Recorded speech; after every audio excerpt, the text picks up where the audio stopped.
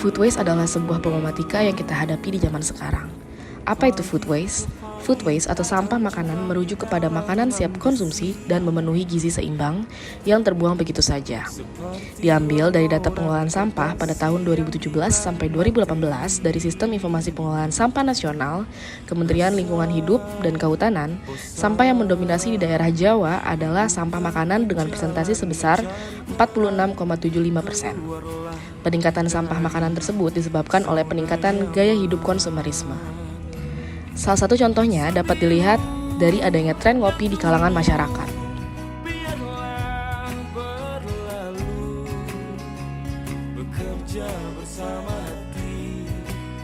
Dilansir dari blendcoffee.id, berdasarkan penelitian yang diterbitkan oleh Hersman, konsumsi kopi di Indonesia telah meningkat hampir 4 kali lipat sejak tahun 1990, dengan mencapai setara dengan 288.360.000 ton pada tahun 2019-2020.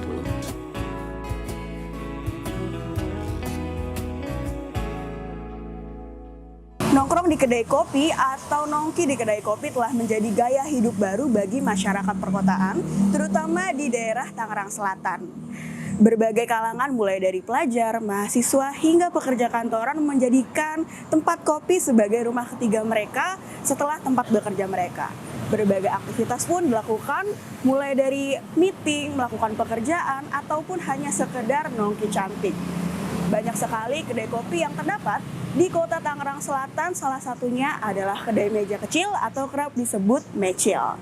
Yang menjadi pertanyaan adalah kemana perginya ampas kopi yang telah diproduksi atau dibuat untuk menyajikan kopi kepada konsumen?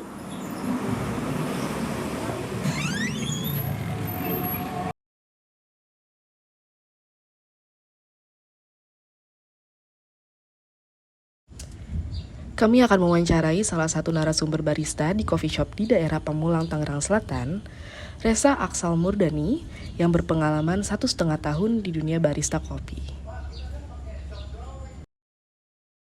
Di behavior di tempat lo nih, itu satu hari bisa keluar berapa cup? Satu hari di Cilul sih, itu minuman signature kan emang kopi susu ya. Kopi susu. Minuman kopi susu itu memang paling laris di Cilul, ya sehari bisa 70 mungkin, 70 cup. 70 cup. 70 cup, Itu, 70 gelas. Nah, itu bikin kopi, kalau misalnya bikin kopi susu gitu, campurannya apa aja sih? Kalau gitu? Kalau kopi susu aren, tentunya aren, Iya. terus ada creamer, susu sama kopi. Susu sama kopi. Nah, itu perbandingannya berapa tuh biasanya tuh? Perbandingannya sih balance sih ya, nggak lebih banyak kopi atau nggak lebih banyak nggak lebih banyak susu gitu. Ya 30-30 lah. Ya, berarti 30-30 nanti jadi kayak kopi susu Kopi gitu. susu. Kopi susu. Pakai gulanya dari gula aren. Gula aren. Nah, untuk bikin satu kopi susu sendiri itu apa namanya, mungkin ngebutuhin berapa kopi sih? Kalau Entah shot, entah apanya gitu. satu shot sih. Satu shot itu Satu berapa? shot itu kurang lebih 25 mili. 25 mili. 25 mili. Itu lu butuh berapa gram ampas kopi tuh? Berapa gram kopi? Sorry. Satu shotnya tuh paling sekitar 22. 22 gram. Jadi paling tuh ramenya di jam makan siang sama jam makan malam. Malah berapa di situ ya? Iya. Tapi untuk behavior untuk nongkrong sendiri ada nggak sih yang kayak nongkrong lama terus mesen beberapa kopinya sering gitu? Oh iya. Ada misalnya customer nih, dia cowok atau cewek gitu kan. Dia nongkrong, misalnya datang dari sore sampai malam sampai tutup misalnya. Ya mungkin bisa ngabisin 3 gelas, 4 gelas mungkin. Untuk satu orang aja ya. Oke. Kayaknya mungkin tiap bulan satu kali per bulan kali ada ya. Oh, ada. Itu apa biasanya acaranya? Biasanya live musik mungkin, atau kemarin pernah juga ada stand up komedi. Nah, itu kalau bikin kayak gitu naikin ini nggak untuk cupnya atau Oh iya, jelas. itu bisa jelas. sampai berapa tuh kalau kayak gitu? 100 mungkin? 100 cup per Pernah. hari kalau event.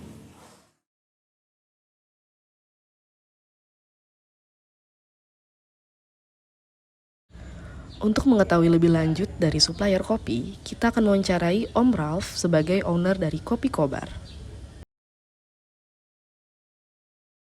Baru nanti disuplai kemana-mana gitu. Ya, betul. Jadi kita ambil langsung dari petani, Mereka kita bina, kita didik untuk mengolah kopi yang baik, memprosesnya gimana sesuai standar Kobar. Habis itu baru dikirim ke sini, ke pusat.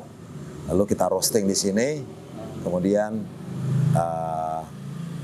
sebagian besar daripada itu kita kirim ke outlet. Sebagiannya lagi kita untuk konsumsi di kafe ini untuk pelanggan. Nah, berarti itu seberapa banyak Om? Kira-kira kalau misalnya entah lagi beli atau lagi nge-stok, itu bisa sampai berapa banyak? Berapa kilo atau berapa?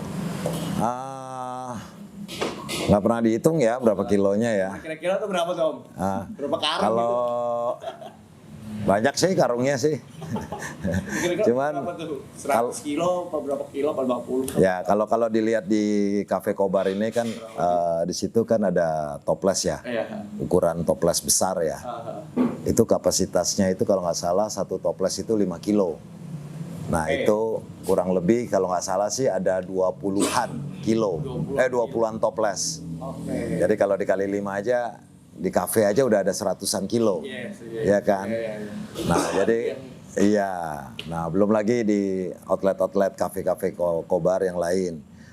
Ciri khas daripada Kobar ini outletnya adalah itu di setiap outlet itu kurang lebih sama dengan di pusat, kita punya beragam kopi. Ya, cuman di outlet itu toplesnya kecil lah ya, mungkin seukuran 500 gram atau 1 kilo gitu ya, 500-an gram lah kalau Om lihat ya. Tapi kalau kita kan 5 kilo ya per satu toples ini ukurannya gitu. Tapi kalau pelanggan itu senang ke Kobar itu ya karena dia bisa, kita punya koleksi variasi kopi macam-macam seluruh Nusantara. Jadi nggak pernah bosan lah ya kalau ngopi. Nah kalau misalnya Om beli nih itu kira-kira berapa bulan sekali kah atau setiap kapan kah untuk refill lagi tuh kira-kira berapa? Selama pandemi ini memang agak menurun ya konsumsi kita. Ini juga udah mulai pick up lagi dikit-dikit.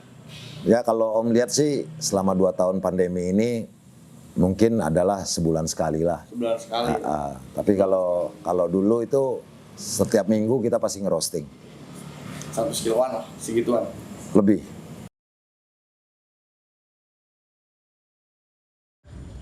Untuk mengetahui lebih mendalam dari sisi tren dan gaya hidup konsumen kopi di daerah Tangerang Selatan, khususnya di Pamulang, Gali sebagai coffee specialist akan menjelaskan lebih mendalam. Konsumennya tuh gimana sih? Oke. Kalau dari sudut pandang gue pribadi itu untuk masalah konsumen di Tangerang Selatan itu relatif ya. Nggak semuanya anak kampus, nggak semuanya orang perkantoran, malah sebenarnya rata-rata tuh anak muda. Anak-anak yang masih sekolah SMA. Kenapa? Jajan mereka lebih banyak daripada anak kampus sama orang kantoran. Mereka tuh nggak mikir. Kalau mereka tuh nggak pernah mikir, gue jajan sekian. Anak kampus sama orang kantoran itu mesti mikir. Karena yang mereka tahu itu, mereka dapat uang jajan dari orang tuanya, di mindset mereka besok gue langsung dapat duit lagi. Jadi mereka berani nongkrong di coffee shop, terutama di Tangsel ini karena mereka pengen terlihat keren, lifestyle. Karena kan kopi itu sebenarnya sekarang udah berubah nih, yang tadinya jadi pola hidup sehat, sekarang itu jadi gaya hidup. Orang nggak perlu tahu kopinya itu apa, dari mana, dan siapa yang bikin. Yang dia tahu, gue jajan di coffee shop itu, gue tag tempatnya, Instagramable, jadi itu tempat, gue kelihatan keren. Gitu. Jadi kalau untuk segi konsumen sendiri, menurut gue mayoritas di Tangerang Selatan ini lebih ke gaya hidup ya. Gaya hidup yang mungkin bisa dikategorikan rata-rata tuh memang kaum muda milenialnya tuh suka nongkrong di coffee shop, kafe, dan sejenisnya. Nah, kalau misalnya untuk di luar Tangerang sendiri nih, sepenglihatan lu itu gimana tuh?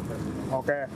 Kalau untuk dari segi di luar Tangerang Selatan, dari sudut pandang gue pribadi sih ya, terutama mungkin di daerah Jakarta Selatan, Jakarta Pusat, kopi itu sekarang tetap masih jadi pola hidup. Kenapa? Mereka menikmati kopi itu memang untuk mencari pertama fokus dan inspirasi. mereka menikmati kopi itu memang benar-benar untuk pola hidup, bukan gaya hidup.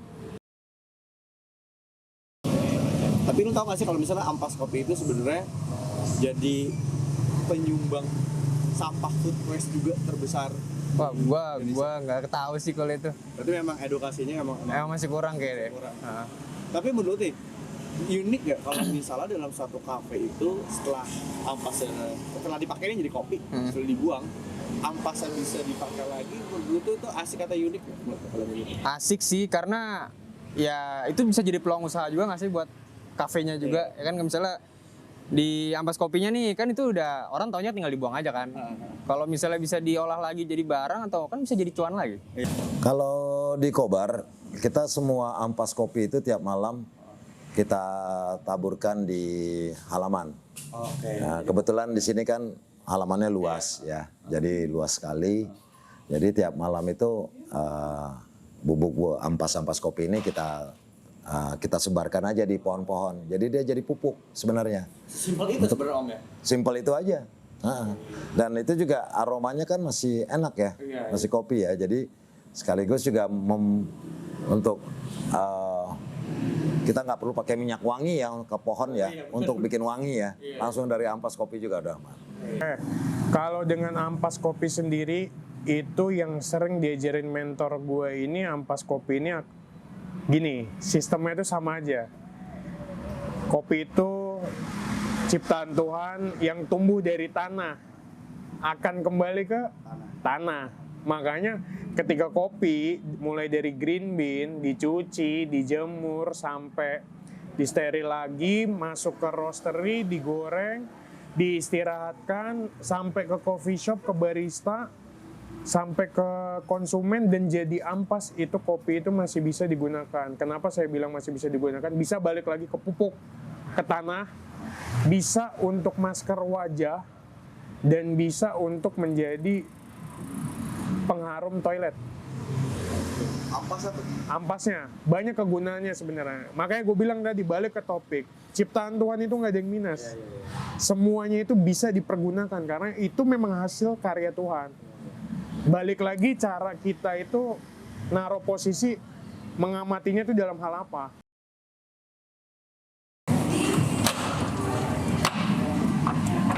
Dari beberapa narasumber yang telah kita wawancarai, memang benar bahwa budaya ngopi ini telah menjadi gaya hidup baru bagi masyarakat, terutama di daerah Tangerang Selatan. Dan memang benar bahwa masih kurangnya edukasi terhadap barista ataupun pekerja kopi terhadap pengolahan sampah ampas kopi. Faktanya, memang pengolahan dari ampas kopi ini cukuplah mudah. Salah satunya menjadi pupuk. Dan benar, kata salah satu dari narasumber kita, Mas Gali, bahwa semua ciptaan Tuhan ini adalah yang paling sempurna. Semua yang berasal dari tanah akan kembali lagi ke tanah. Jadi, jangan cuma minum kopi, mulailah membuat aksi.